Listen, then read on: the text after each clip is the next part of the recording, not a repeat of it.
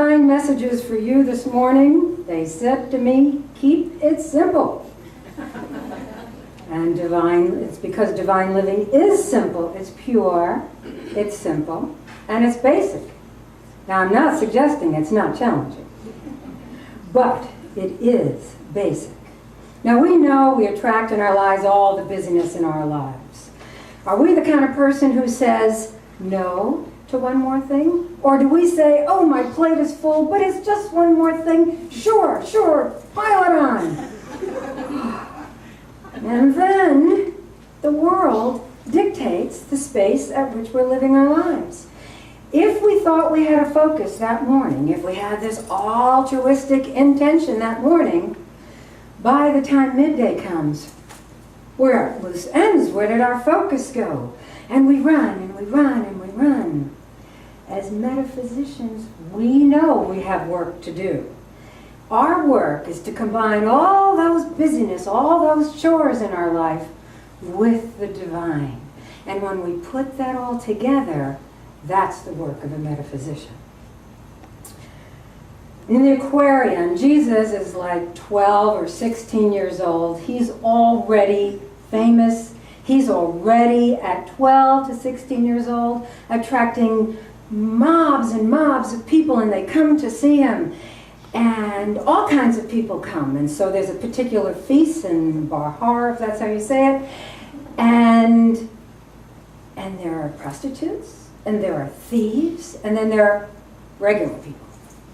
And the regular people are looking around, and they're seeing all of these sinners, and they're making a fuss to Jesus, and they're saying, what are they doing here? Why are they here? And Jesus says, well, they have come here. They have confessed their sins. They're missing of their marks. Have you? And they have come here and opened their hearts and want to learn something new.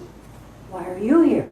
Then he says, the man who spends his time pulling the weeds of others has no time to pull their own weeds. And all the choicest flowers in all of life will soon be choked, and nothing will be left but thistles and burrs. We have to weed our own gardens. We must tend to our own gardens. Gardening in the physical is our responsibility. If we want to flower, we tend to our own gardens. And that's the way our inner life grows. And that's the way our soul grows. So today, this morning, we're going to be talking about everything is basic. The body allowing soul into its consciousness. Opening your body to higher consciousness. So we're beginning with the body. Now, if anybody's there fidgeting, thinking about their body, saying, oh, no, not my body, I don't want to talk about my body, stop it. Stop it right now. Because we're going to be looking at our bodies like something a little bit new. Our body is physical, yes. Well, we're the gardeners. We're in the physical. Of course, we need something physical to navigate here. We create.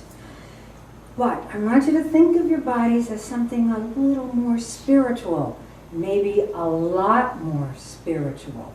We're a spiritual being. Our soul descends in our body. Our soul becomes matter by descending into our body.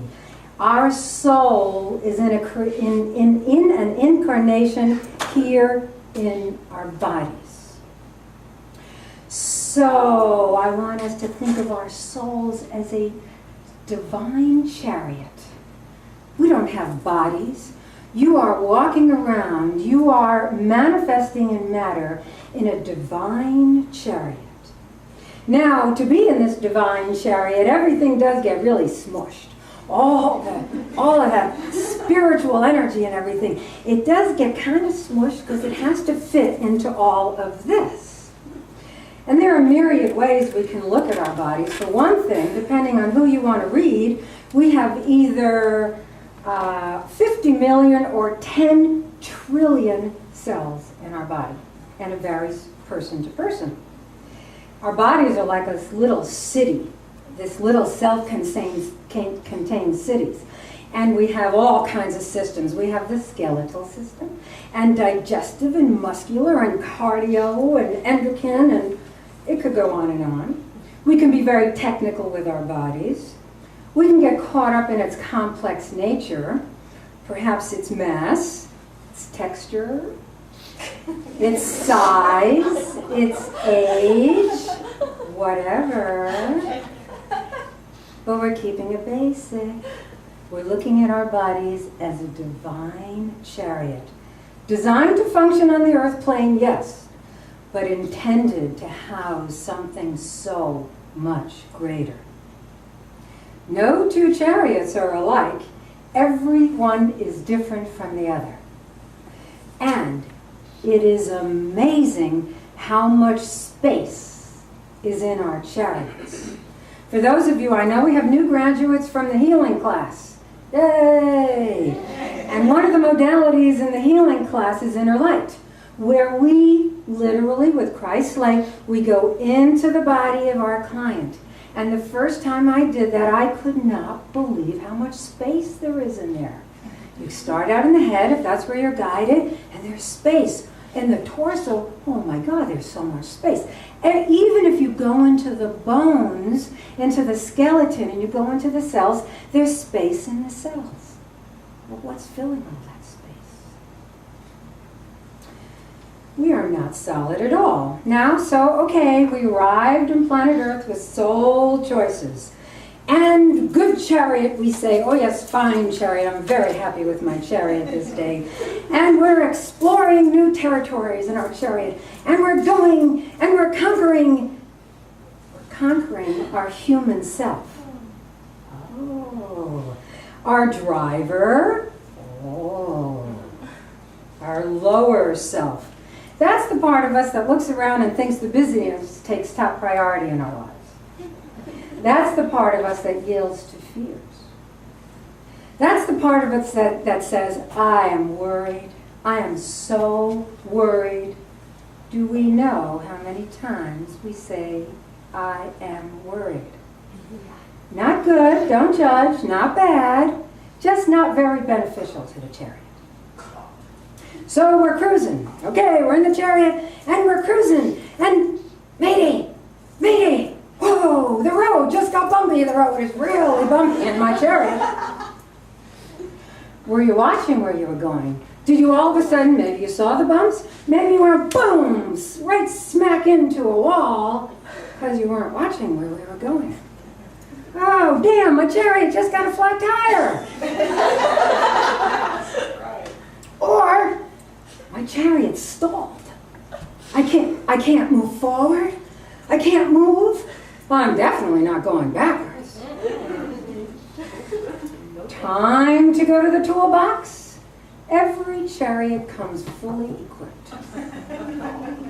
We have 4 tools that we'll talk about today, 3 spiritual tools and 1 navigational tool. But the road is bumpy, okay, time to go to the toolbox. The toolbox for the first tool is faith. Faith. Faith helps us open our chariots. It opens our bodies.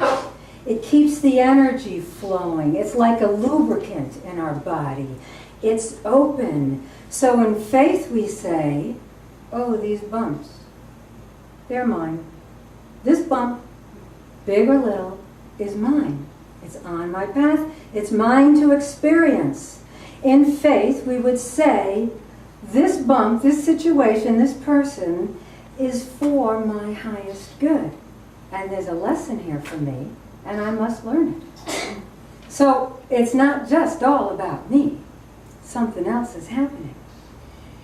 Okay, I got faith. Okay, I'm back in the chariot. Okay, I'm cruising. Whoa, this road really just got bumpy. Oh, this is way bumpy road. I thought I saw the other side of the bumps. But I don't see there's no light. There's no light at the end of this tunnel. There's nothing. I better go back into my toolbox for reinforcements.